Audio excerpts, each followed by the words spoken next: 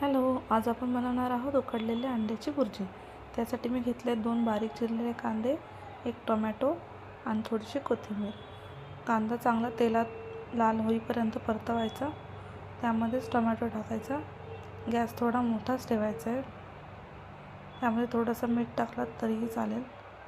चांगला लाल होईपर्यंत कांदा आणि टोमॅटो एकत्र एकजीव करून घ्यायचे।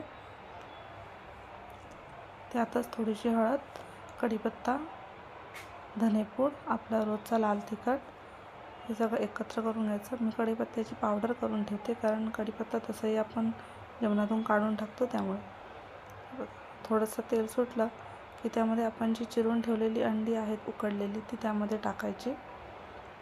चवीनुसार मीठ टाकायचं आणि एकजीव करून घ्यायची।